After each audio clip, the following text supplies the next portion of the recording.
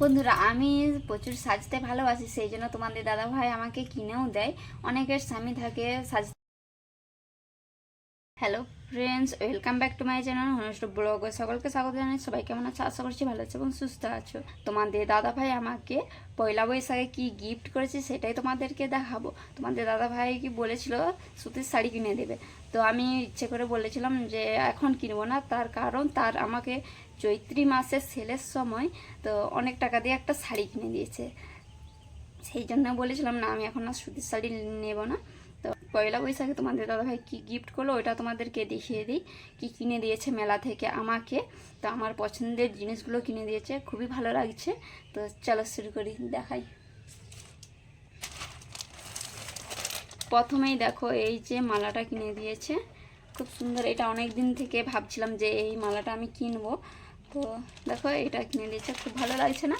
তোমাদের কেমন লাগছে অবশ্যই একটু কমেন্ট করে জানাবে। তো এটার দাম হচ্ছে 150 টাকা নিয়েছে। তো দামটাও তোমাদেরকে বলে দিচ্ছি। দামটা বললেও আমার থাকবে আর দামটা না বললেও আমারই থাকবে, তবু আমি বলে দিলাম যে এটার দাম 150 টাকা নিতে আমি দেখতে পেলাম, তাই আমাকে কিনে দিয়েছে। দেখতেই পাচ্ছ, এটা দেখো, এটা কোমর বন্ধনী কিনেছি। এটা অনেক দিন থেকেই ভেবেছিলাম যে আমি এটা নেব। মিশোতে অনেক টাকা দাম ছিল, একশো কত টাকা দাম ছিল মনে পড়ছে না। তো এটা আমাকে 40 টাকা দিয়ে মেলাতে কিনে দিয়েছে।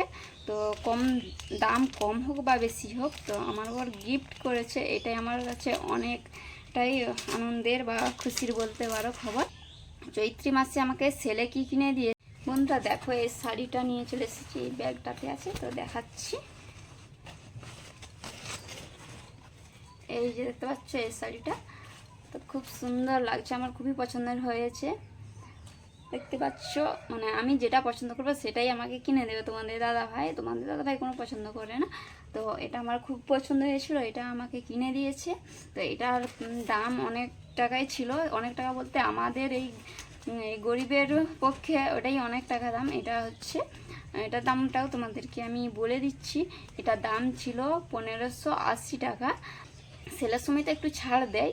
তো এটার দাম নিয়েছে এখন 1350 টাকা। 1380 টাকা বলছিল, একটু দামাদামি করতে, তো 50 টাকাই বললো, 50 টাকা দিবে। 1350 টাকায় দাও। তো এটা 1350 টাকা দিয়েছে। আর এই বছর বলতে মানে এই চৈত্রী মাসে আমি তোমাদের দাদা ভাইয়ের অনেক টাকা খরচ করে দিয়েছি। তো তোমরা কে কে পয়লা বৈশাখে তোমাদের স্বামীদের কাছ থেকে বা বড়ের কাছ থেকে কে কী গিফট পেয়েছো অবশ্যই একটু কমেন্ট করে জানাবে। আর আমি অনেকবার তোমাদের দাদা ভাইয়ের কাছে গিফট পেয়েছি, কিন্তু আমি তোমাদের দাদা ভাইকে দিতে পারিনি। আমি যেদিন রোজগার করব সেই দিন তোমাদের দাদা ভাইকে একটা জিনিস গিফট করব। তো অনেক দিনের ইচ্ছে আছে যে আমি তোমাদের দাদা ভাইকে গিফট করব, কারণ তোমাদের দাদা ভাই আমাকে অনেক কিছু গিফট করেছে, আমার অজান্তেই অনেক কিছু গিফট করেছে। তো আমি কোনো রোজগার করতে পারিনি। তো তোমাদের দাদা ভাই বলবে যে আমার টাকায় আমাকে গিফট করছে, একবার বলেছিল। সেই জন্য আমি ভেবে রেখেছি যে আমি যেদিন রোজগার করতে পারবো সেই দিনই ভালো একটা জিনিস গিফট করব।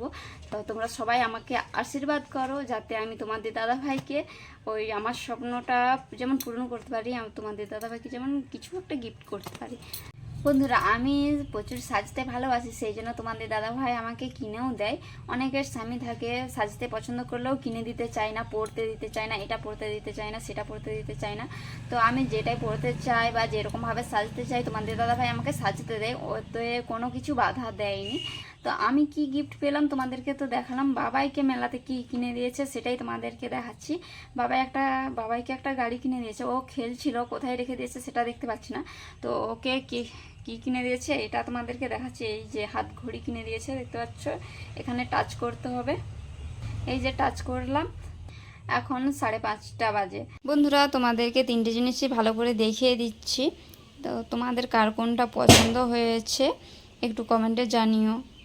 তো দেখলে তো এত সব জিনিস কিনে দিয়েছে, তো আমি তো খুবই খুশি, খুবই ভালো লাগছে তোমাদের দাদা ভাইয়ের কাছ থেকে এত গিফট পেয়ে। ভিডিওটি বেশি বড় করিস না, ভিডিওটি ভালো লাগলে অবশ্যই লাইক কমেন্ট করো। তো টাটা, সবাই ভালো থেকো, সুস্থ থেকো।